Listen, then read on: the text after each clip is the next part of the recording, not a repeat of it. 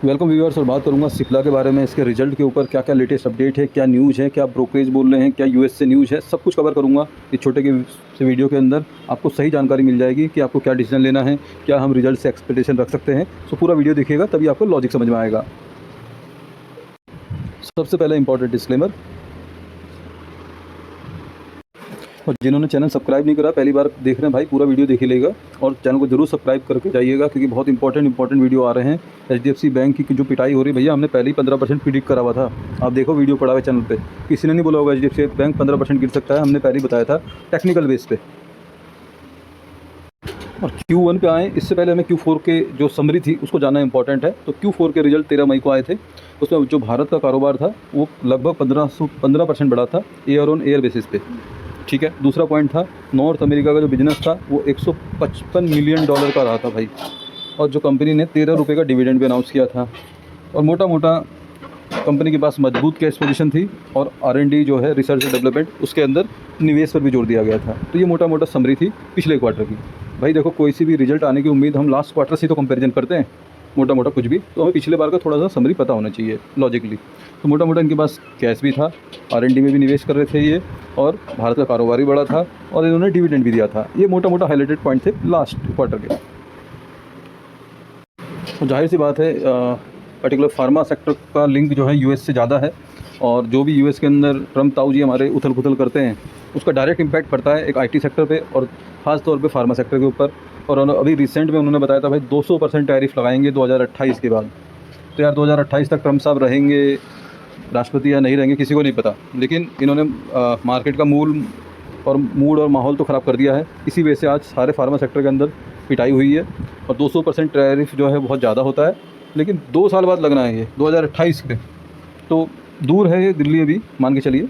लेकिन मार्केट क्या करता है, फ्यूचर की जो न्यूज़ होती है उसको पहले प्राइस के अंदर कह सकते हो कंसीडर कर लेता है। इस वजह से फार्मा सेक्टर के अंदर गिरावट देखने को मिली है, और इसी वजह से सिप्ला समेत बाकी शेयर भी गिरे हैं। Q4 के रिजल्ट के बाद इनकी AGM भी हुई थी, और इन्होंने मोटा मोटा जो बहुत सारे प्रस्ताव थे वो उसके अंदर अप्रूव भी किए थे। साथ साथ जो स्टेचुरी ऑडिटर हैं वो इन्होंने नए अपॉइंटमेंट करे थे। साथ साथ ESG रेटिंग से संबंध भी इन्होंने अनाउंसमेंट किया था। और जो सबसे महत्वपूर्ण, सबसे इम्पोर्टेंट कह सकते हो न्यूज़ कह लो, अनाउंसमेंट था, वो ये था 16 जून को शिवम पुरी जी को CEO बनाया गया था वन इंडिया बिजनेस का। और ये कह सकते हो पर्टिकुलर इंडिया वाले बिजनेस के लिए बहुत इंपॉर्टेंट था और इम्पॉर्टेंट है, क्योंकि इनके बनने के बाद अब ये रिजल्ट आएंगे। तो जाहिर सी बात है ये इनका भी परीक्षण होना है कि कैसे रिजल्ट ये आउट करते हैं। और जाहिर सी बात है इनके बनने के बाद पहली बार रिजल्ट आएंगे ये वाले, तो बहुत दिमाग वगैरह लगाना पड़ेगा कैलकुलेशन में, क्या पता क्या क्या बदलाव हुए हैं। तो पॉसिबिलिटीज़ है कि रिजल्ट के अंदर बड़े उतार चढ़ाव देखने की पॉसिबिलिटीज़ लग रही हैं, क्योंकि भाई मैनेजमेंट के अंदर भी चेंजेज हुए हैं। और जो ESOP वगैरह है उसको भी मंजूरी मिली थी। देखिए, मैं सारे अपडेट कवर कर रहा हूँ, इससे ही समरी निकलती है कि हम रिजल्ट के अंदर क्या एक्सपेक्टेशन रख सकते हैं। अभी मैं आपको ब्रोकरेज वगैरह के टारगेट भी बताऊंगा, फिर उसके बाद टेक्निकल बताऊंगा। तो आपको मीन्स कह सकते हो फिल्टर जानकारी मिल जाएगी सारी कि क्या करना है। देखिए, गोवा के अंदर जो इनका वर्ना मैन्युफैक्चर फैसिलिटी है उसके अंदर निरीक्षण भी हुआ था, इसकी जानकारी इन्होंने एक्सचेंजेस को भी दी थी।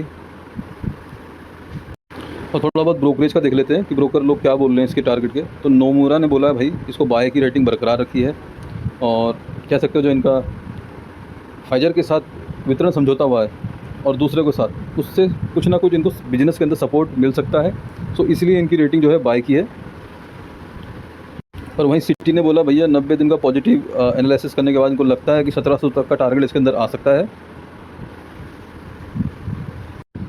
सो ये ओवरऑल समरी थी जो इन्होंने अनाउंसमेंट किए थे, जो लास्ट रिजल्ट थे, जो रेटिंग वगैरह आई थी, ब्रोकरेज के टारगेट थे। मैंने कोशिश करी है कि सबको समरी वे में छोटे से रूप में बहुत कम समय लेते हुए बताने की।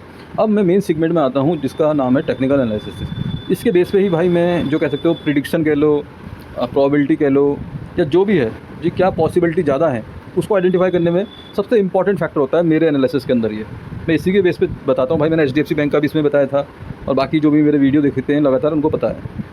और साथ साथ मैंने टेक्निकल एनालिसिस के बेस पे ही टेलीग्राम चैनल भी ओपन करा हुआ है। उसके अंदर मैं फ्री में कह सकते हो ऑप्शन ट्रेडिंग जो होती है, निफ्टी, बैंक निफ्टी, इनकी ट्रेड भी शेयर कर रहा हूँ। फिलहाल फ्री है, तो जिसको ज्वाइन करना है वो ज्वाइन करके देख सकता है। आज भी हमने 200 पॉइंट की टारगेट उठाए हैं सेंसेक्स के अंदर, ठीक है। अब इसके अंदर क्या देखने वाली बात है, देखो ऐसा नहीं है कि कोई शेयर का वीडियो बना रहा हूँ मैं सिर्फ अच्छा बोलूँगा, इन्वेस्टर को खुश करना ही मेरा काम है, नहीं भाई, जो मुझे दिखता है मैं वही बोलूँगा। अब किसी को वो अच्छा लग सकता है, किसी के फेवर में नहीं जा रही बात, मान लिया यार, और किसी के अगेंस्ट चलेगी बात। तो यार अल्टीमेटली देखो, आप वीडियो देख रहे हो तो आपका गोल ये होना चाहिए कि आपकी जो डिसीजन मेकिंग है वो कितनी स्ट्रांग हो सकती है। और आप मेरा नहीं 10 जगह देखो, आप अपनी जो रिसर्च है उसको और बरकरार रखो और अपनी डिसीजन मेकिंग को जो है और फ़िल्टर करो। मैं ऐसा नहीं कह रहा कि मेरा वीडियो देख के कोई राय बना लो, नहीं, ऐसा नहीं है। अब देखिए, एक तो यहाँ पर मुझे स्ट्रक्चर तो दिख रहा है डेली चार्ट के अंदर, ये लो इसके ऊपर, ये हाई इसके ऊपर, तो सीधे सीधे भी अब ट्रेंड का स्ट्रक्चर दिख रहा है यहाँ पर पूरी तरह, ठीक है। अब क्या इसको अभी बाय कर सकते हैं या नहीं, अब उसको देख लेते हैं। अभी डेली चार्ट पे स्ट्रक्चर पॉजिटिव है, अब ट्रेंड का है, अब जाने की चांसेज है, ठीक है। अब मैंने इसके अंदर 3 लेवल मार्क करे हुए हैं, आप लोग ये नोट करना चाहो तो नोट कर लेना, और ये लेवल आपको कल भी और पूरे वीक में काम आने वाले हैं। एक मैंने ब्लैक लाइन मार्क करी हुई है, ये वाली, इसके ऊपर रहेगा तो पॉजिटिव माइंडसेट रखना है, इसके नीचे रहेगा तो नेगेटिव माइंडसेट रखना है। ऊपर के मैंने रेजिस्टेंस और टारगेट बता रखे, डाउन साइड ही मैंने बता रखा सपोर्ट कहाँ पर है। तो ये तो मोटा मोटा हो गया कि आपको कल या परसों में करना क्या है, सीधे आपको क्लियर दिख गया। 1432 कह लो या 1435 के ऊपर डरना नहीं है, स्टॉक के अंदर बैठे रहो तसल्ली से। 1430 के नीचे भैया गोली हो लेना। लॉजिक बताऊँ क्यों, देखो अब आपको समझाता हूँ मैं कुछ 2-3 चीज़ें। एक तो स्टॉक ने यहाँ पर बना लिया है डबल टॉप, कंफर्म कर रहा है डबल टॉप है, ठीक है। अगर डबल टॉप नहीं होता तो इतना नीचे नहीं आता ये, फिर ऊपर नहीं जाता, ठीक है। यहीं से कप एंड हैंडल टाइप का बना लेता, ठीक है। दूसरा लॉजिक क्या है, डबल टॉप हो गया जो कि एक नेगेटिव पैटर्न काउंट होता है, जो लोग टेक्निकल भाषा समझते हैं। तो दूसरी चीज़ बताता हूँ, फिर रिट्रेसमेंट क्या होती है।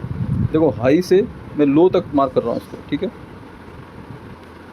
हाई से लो, जहाँ पर से ये रिजेक्शन ले रहा है वो देखिए इसका गोल्डन जोन है 0.618, ये गोल्डन जोन से रिजेक्शन ले रहा है, तो मीन्स जो इसके अंदर रिट्रेसमेंट की जो मैक्सिमम क्षमता थी वहाँ तक ये पहुँच चुका है। इसके ऊपर जाएगा तो भाई ट्रेंड चेंज हो सकता है, नहीं तो बड़ा जो ट्रेंड है, बड़ा ट्रेंड क्या है, ये तो गिरावट का है ना भाई। यहाँ पर तो ये छोटा ट्रेंड है जो शुरू हो रहा है, बड़ा तो ये वाला है। तो ये अपना जो ट्रेंड है कंटिन्यू कर सकता है अनटिल ये 1477 के नीचे रहता है तब तक। तो भाई हमें 2 चीज़ पता चली, एक तो डबल टॉप, दूसरा फिर रिट्रेसमेंट।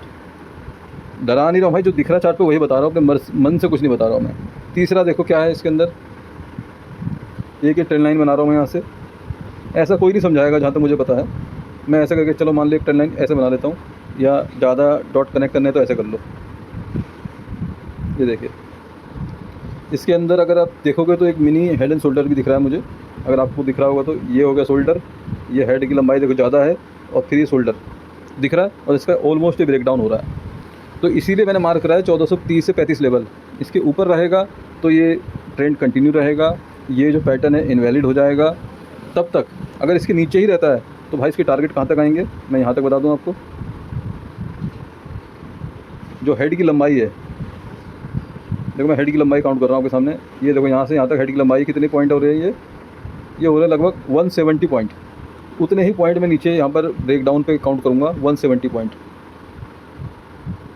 आप बोलोगे यार इतना बड़ा टारगेट इसके अंदर आ सकता है क्या, यार आप वीडियो एक बार देख रहे हो ना, 1250, तो ये 1250 तक गिर सकता है भाई, अगर ये पैटर्न कंफर्म होता है तो आपको क्लियर समझ में आ गया होगा कि भैया 1430 के ऊपर हो तभी इसके अंदर कुछ दिमाग लगाना, ख़रीदारी का या होल्ड करने का, कुछ भी हो। फिर नहीं तो ख़रीदारी कहाँ करोगे, 1250 के लेवल का वेट करो, जहाँ कहीं आए तब जाके कुछ इसके अंदर नई फ्रेश बाइंग हो सकती है। और उसके लिए ग्लोबल सेंटीमेंट, हमारे मार्केट का सेंटीमेंट दोनों पॉजिटिव होने चाहिए भाई, तभी तो ट्रेंड चेंज होगा। इतना बड़ा जो ट्रेंड है ये वाला, इतना बड़ा ट्रेंड चेंज करने के लिए भाई सेंटीमेंट ठीक होना इंपॉर्टेंट है। या तो ये नंबर्स के अंदर कुछ रिकॉर्ड तोड़ नंबर डाल दें, कुछ कमेंट्री अच्छी कर दें, तब हो सकता है, वो देखने वाली बात है। लेकिन ओवरऑल टेक्निकल अभी मुझे इसका फ़िलहाल डाउन साइड ही दिख रहा है, क्योंकि अभी 1430 के नीचे है ये, ठीक है। आपको समझ में आया तो भाई वीडियो को लाइक, चैनल को सब्सक्राइब जरूर करिएगा। और कुछ और जानकारी चाहिए तो भाई टेलीग्राम पे आ जाओ। Thank you very much.